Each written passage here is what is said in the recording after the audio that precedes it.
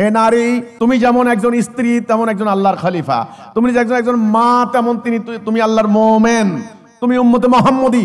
তোমার দায়িত্ব যেমন ঘরে, সমাজে, সংসারে, জাতীয় আন্তর্জাতিক সকল ক্ষেত্রে। তোমার সন্তানকে তুমি যোদ্ধা বানাও, তোমার স্বামীকে তুমি আল্লাহর রাস্তায় বের করে দাও, তবে দেখবে তোমার সংসার নিরাপদ হবে, তোমার ঘর নিরাপদ হবে। বাচ্চা ধারণ করবে, বাচ্চা লালন পালন করবে, আমার এতে কোনো আপত্তি নেই, কিন্তু তার সঙ্গে সঙ্গে বুঝতে হবে এই বাচ্চাকে সে মুমিন বানাবে, যোদ্ধা বানাবে, সৈনিক বানাবে, উম্মতে মুহাম্মদী বানাবে। এখন মা যদি একটা বাচ্চাকে বড় করলো, সে বিশ্ববিদ্যালয়ে পাশ করলো, মোটা মোটা ভলিউম বই পড়ে বড় শিক্ষিত হলো, জালেম হলো, ঘুষখোর হলো, মিথ্যাবাদী হলো, অপরাজনীতি করে সম্পত্তি, দেশের সম্পদ লুণ্ঠন করে নিয়ে যাচ্ছে, আল্লাহর কোরআনের বিরোধিতা করছে, ইসলামের বিরোধিতা করছে, এই মায়ের দরকার কি, এই সন্তানের দরকার কি? আমাদের পরিষ্কার কথা হলো, হ্যাঁ, একজন নারী তিনি সংসার সামলাবেন, সংসারে তার দায়িত্ব রয়েছে, কর্তব্য রয়েছে, পাশাপাশি তিনি এই জমিনে আল্লাহর দ্বীন প্রতিষ্ঠার জন্য তিনি ভূমিকা রাখবেন।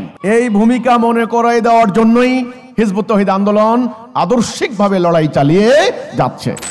ইনসাফ ফাউন্ডেশনের সাধারণ সম্পাদক তিনি বলেছেন, নারীর প্রধান দায়িত্ব দুটি: এক, স্ত্রী হিসেবে স্বামীকে সহযোগিতা, অনুপ্রেরণা দান করা, ওকে।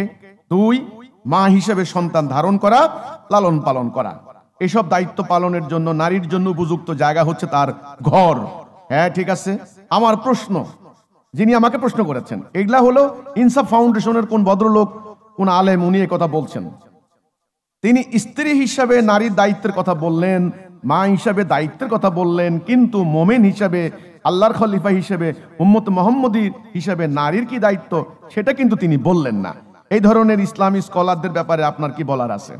এই প্রশ্নটা কিন্তু রিলেটিভ, যে সেটা বলছেন একজন মোমেন নারীর প্রধান কর্তব্য কি। দেখেন, ইসলামে কোনো সংকীর্ণতার জায়গা নেই, ইসলামে কোনো আবদ্ধতার জায়গা নেই।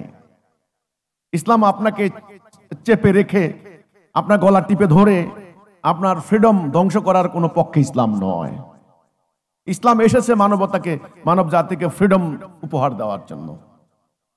মানুষ আল্লাহ দাসত্ব যদি করে, তাহলে ইবলিসের দাসত্ব থেকে মানুষ মুক্তি পাবে। তাহলে আপনারা যে বলেন যে একজন নারীর স্ত্রী হিসেবে স্বামীর সেবা যত্ন করবে, ঘরে থাকবে, স্বামীর আসবাবপত্র গুছিয়ে রাখবে, ধুয়ে মুছে রাখবে, টেবিল চেয়ার, তারপরে হলো থালা বাসন পরিষ্কার করে রাখবে, বালিশ চাদর কাপড় চোপড় ঠিকঠাক করে রাখবে, এটা হলো স্বামীর সেবা। ভালো কথা, খুব সুন্দর নসিহত, আমি তো এটা দ্বিমত করছি না, অফকোর্স। দ্বিতীয়ত দায়িত্ব হলো সন্তান লালন পালন করবে, সন্তানের সুস্বাস্থ্যের জন্য মেয়েরা ঘরের মধ্যে থাকবে, কাজে তাদের জন্য আসল জায়গা হচ্ছে ঘর। এই দুইটা জায়গায় আমি কিন্তু আপত্তি করছি না, এটা সৃষ্টিগতভাবে নারীর বৈশিষ্ট্য। তাদেরকে সন্তান ধারণের ক্ষমতা দেওয়া হয়েছে, তাদের মায়া মমতা দিয়ে, সেবা পরায়ণ চরিত্র দিয়ে তাদেরকে তৈরি করা হয়েছে, কোমল মন, কোমল হৃদয় দিয়ে তাদেরকে সৃষ্টি করা হয়েছে, এই জন্য মমতার প্রতীক নারী। কিন্তু আমার কথা হচ্ছে, রাসূল পাক সাল্লাল্লাহু আলাইহি সাল্লাম কি বলেছেন, কি করেছেন, আমি আবার বলছি, সেখানে যান। আপনি শুধু বললেন তিনি একজন স্ত্রী, আপনি তো এটা বললেন না তিনি একজন মুমিনা। আপনি বললেন তিনি একজন মা, আপনি তো বলতে পারলেন না তিনি একজন উম্মতে মুহাম্মদী, আল্লাহর খলিফা। ওই দায়িত্ব কে মনে করাই দিবে? আল্লাহর দায়িত্ব আগে, বান্দার দায়িত্ব পরে।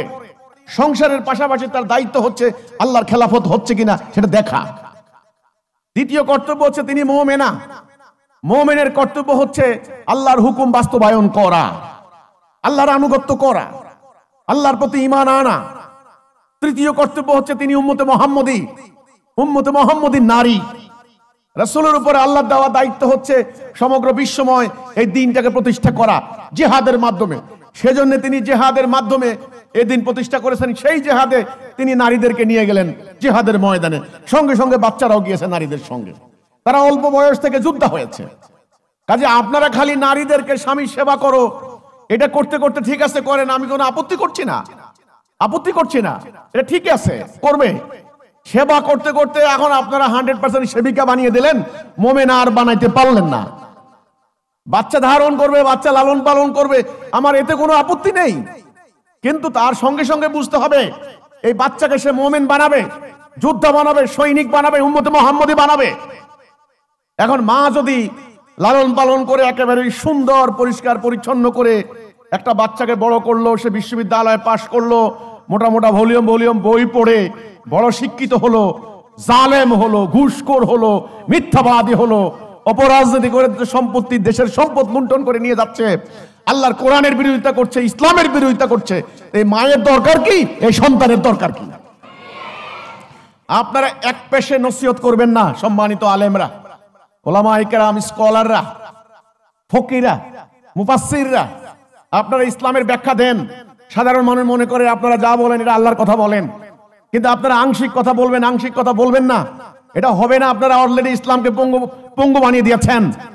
না হলে মিয়ানমারের লক্ষ লক্ষ নারী কি করে বেজ্জত হয়?